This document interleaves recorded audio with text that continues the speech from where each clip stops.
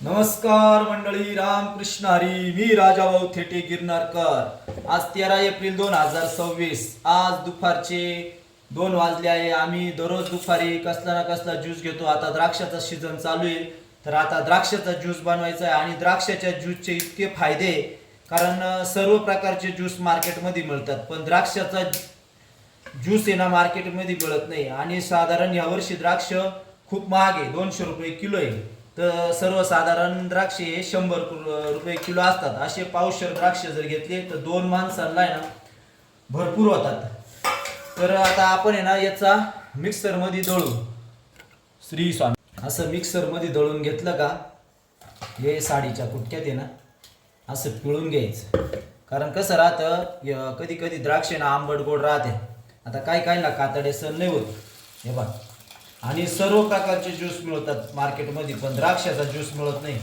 हा द्राक्षाचा ज्यूस आहे ना इतका भारी राहतो. याच्यात विटामिन बी, विटामिन सी सगळं राहतं द्राक्षामध्ये, आणि मायक्रोन्यूटन सर्व राहतं. त्याच्यामुळे ना शरीराला डायरेक्ट इतकी एनर्जी येते. आता माझा नित्य नियम सांगतो तुम्हाला.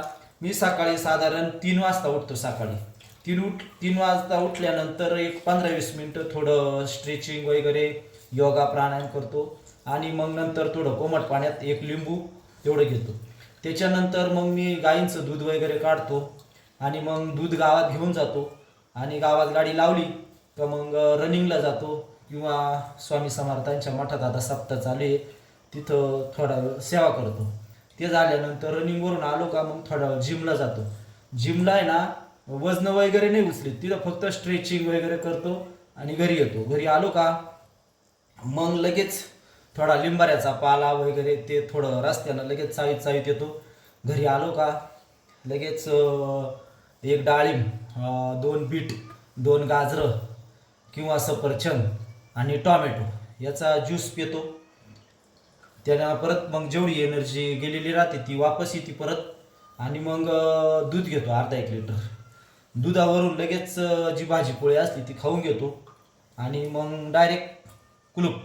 आता या याच्यात काहीच राहत नाही, एकदम बारीक चोथा राहतो तो. म्हणजे आपल्याला मग काहीच कामाचा नाही राहत. कारण काही काहींना कसं थोडे कातडे जर जाड असले ना तर ते साला त्या पोटात म्हणजे काहीच नाही राहील त्याच्यात. या काडक्या बिडक्याला काही होत नाही.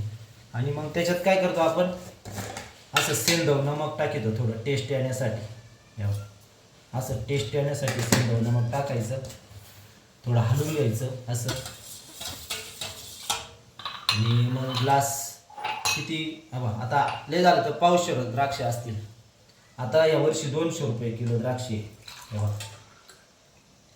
किती ग्लास तयार झाले, 1 2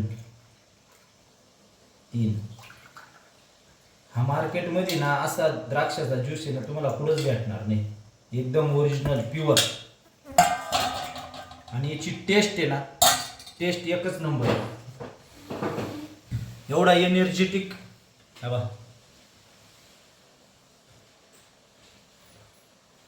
अप्रतिम, एकदम भारी. भाई साहेब चला. हे नाही ना बॉडीला डायरेक्ट एनर्जी येते, मन एकदम तंदुरुस्त राहतं. आणि घरातले ना 1-2 व्यक्ती सुद्धा घेऊ शकते, काहीच अडचण नाही. आणि एकदम पॉवरफुल ज्यूस आहे हा. ते द्राक्ष खा, ते कातडे फेका, ती झंझटच नाही. एकदम भाई. आता आम्ही आमच्या आई साहेबांना बस बस आई साहेब बस घ्या ज्यूस घ्या, आणि कसं काय टेस्ट आम्हाला सांगा, आधी पिऊन घ्या. कसं काय टेस्ट?